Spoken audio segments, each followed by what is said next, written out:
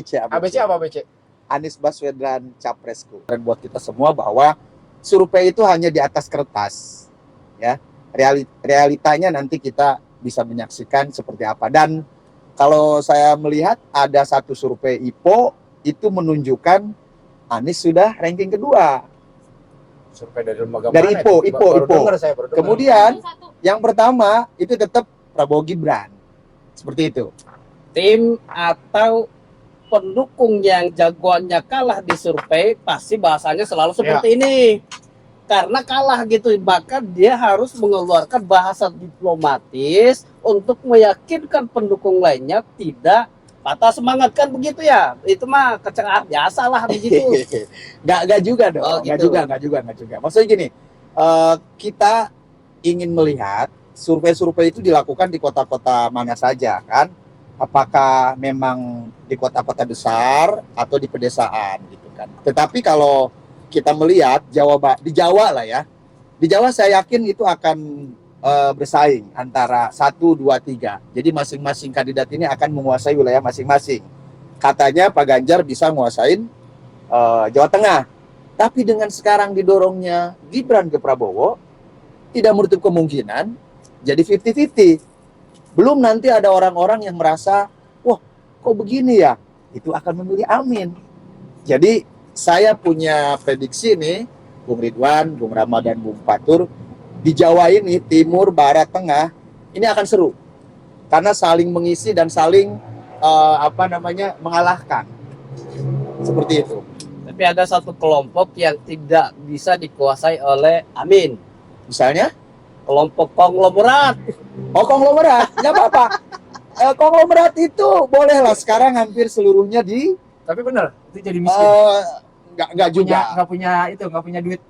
Nggak, sebetulnya Amin bukan miskin, tetapi Amin realistis dalam mengeluarkan logistik. Gitu kan. Dan platform-platform media sosial yang sekarang berkembang, seperti grup-grup WA, kemudian medsos, kemudian juga online dan lain sebagainya, itu menjadi semacam kartu lain bagi teman-teman Amin untuk mensosialisasikan program-program jagoannya ini. Tapi lu kan melawan kekuasaan loh.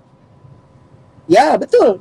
Kita melawan kekuasaan, melawan penguasaan gitu kan. Nah, itu penguasaan sebetulnya. Dan semuanya. Tetapi saya yakin Amin dengan sekarang fokus bekerja, fokus mensosialisasikan program, fokus menghadiri undangan-undangan yang sifatnya ilmiah, itu juga bagian dari kepedulian Amin bahwa ini loh kami yang akan memberikan sebuah perubahan bagi masyarakat Indonesia. Jangan mentang-mentang Anies Baswedan itu jago ngomong, akhirnya juga masyarakat menilai dia mah jago ngomong gitu, kerjanya enggak, kan ada yang seperti itu berkembang. Ya. Iya. Iya, tapi teman-teman lihat banyak keberhasilan di DKI yang tidak terpublikasi, Pak Ridwan. Hanya ada 1-2 terpublikasi, padahal lebih banyak ternyata Amin itu, Anies Baswedan, membuat lapangan-lapangan sepak bola hampir di setiap kecamatan, coba bayangkan. Ini kan salah satu upaya untuk membuat masyarakat lebih sehat, lebih gembira dengan berolahraga. Tapi kan di media-media mainstream tuh nggak ada itu. Bukan nggak ada, maksudnya 1-2. Malah yang ada dimunculkan kegagalan-kegagalan. Karena kami tahu bahwa sekarang para pengusaha-pengusaha media besar dalam tanda petik ada juga di kubu Prabowo dan Pak Gibran, seperti itu. Jadi saya bukan terlalu optimis berlebihan. Yakin bahwa masyarakat kita sekarang sudah cerdas dan bisa memilih serta memilah mana kandidat yang memang punya potensi untuk memberikan yang terbaik bagi Indonesia. Tapi kenapa ya cawapresnya Anies itu, Muhaimin itu selalu ngenyek gitu, rendahkan capres-capres dan cawapres lain? Caimin kan, Pak Rama tahu, Caimin ini seorang aktivis pergerakan. Dunia aktivis itu beda dengan dunia akademis. Penuh job, penuh candaan, penuh humoran, sekaligus juga mungkin bukan mengkerdilkan, mungkin bukan juga meremehkan, mengkritisi tapi dengan gaya-gaya joke gitu kan. Muhaimin itu orangnya cair, enak gitu loh. Ketua Pergerakan Mahasiswa Islam Indonesia, sebuah pergerakan yang saya pikir ya teman-teman tahu lah seperti apa. Jadi tahu.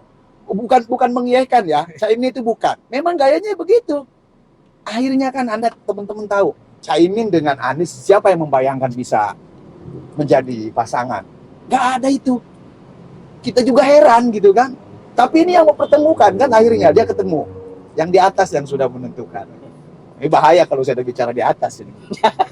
Tidak akan yang bisa merubah segalanya gitu kan. Seperti itu. Jadi segitu Bung Rama. Bukan merendahkan. Caimin itu Iya kayak ngatain Erick Apa? Thohir, RK masih jomblo padahal surveinya di Betul. atasnya Muhaimin. Iya, gua Artinya kan merendahkan itu.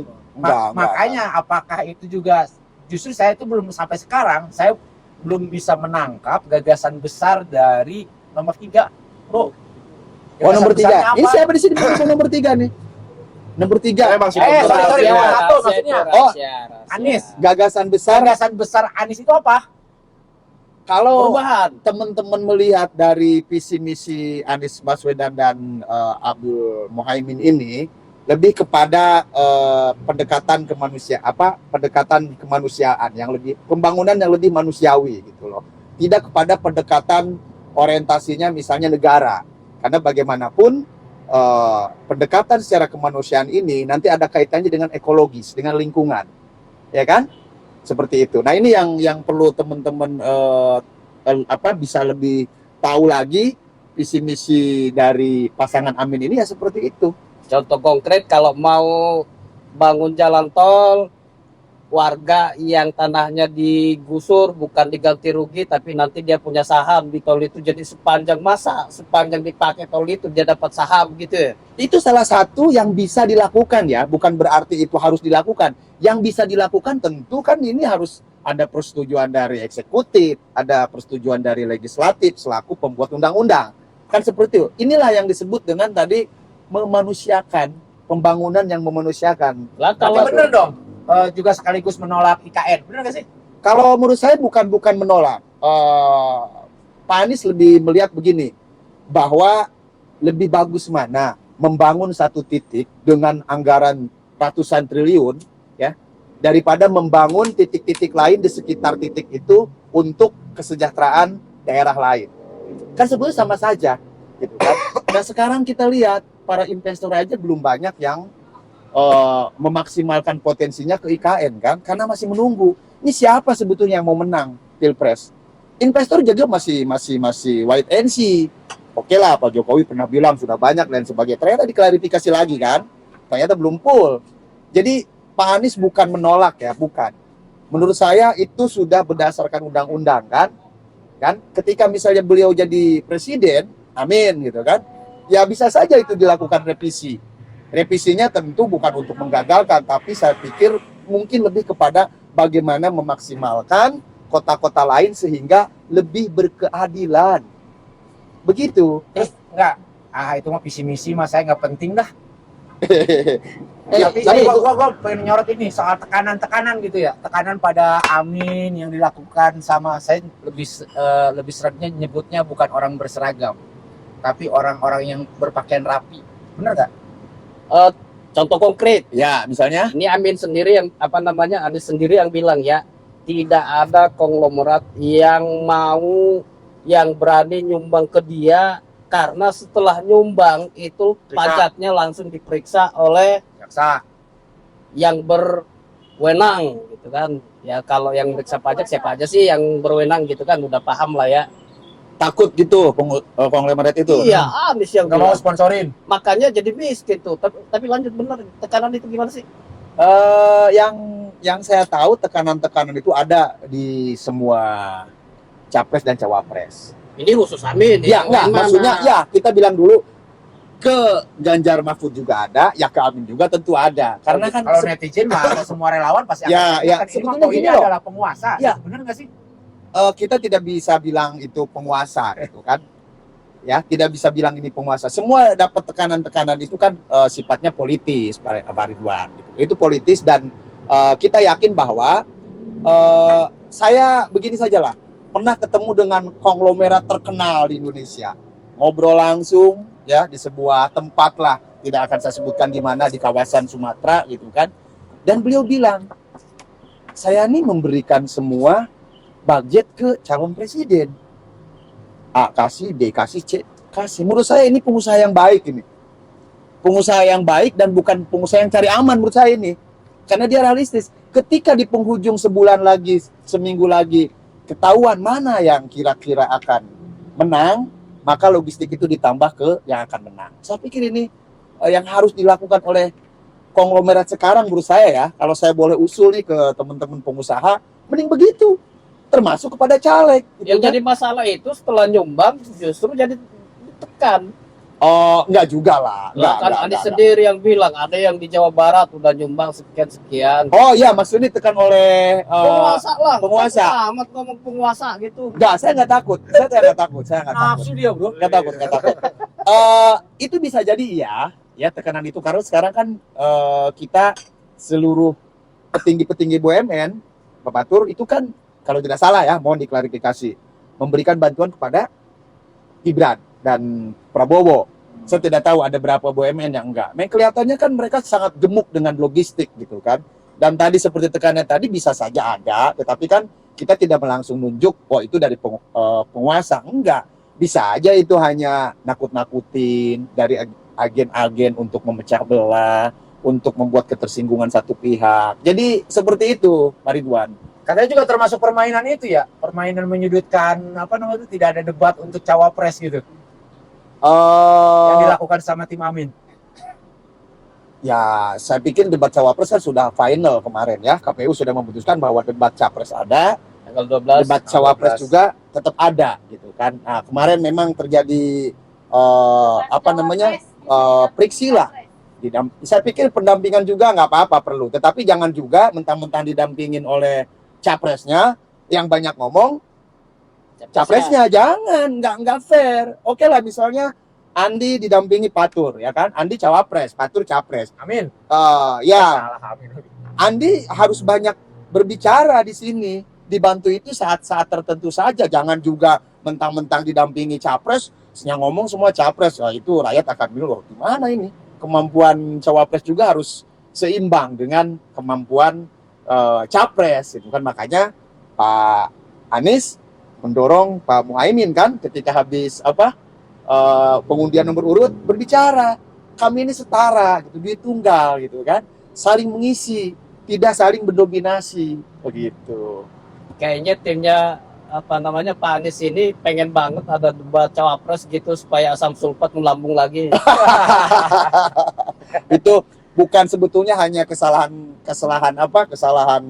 kata aja, harusnya asam folat gitu kan, ternyata jadi asam sulfat. Dan Gibran kan sudah melakukan klarifikasi, tetapi masyarakat kan sudah kadung tahu nih, rame, oh seperti itu gitu kan. Dan saya yakin Gibran akan belajar dari kesalahan ucap kemarin itu. Dan saya ingin Ini mendukung Anies apa Gibran ini?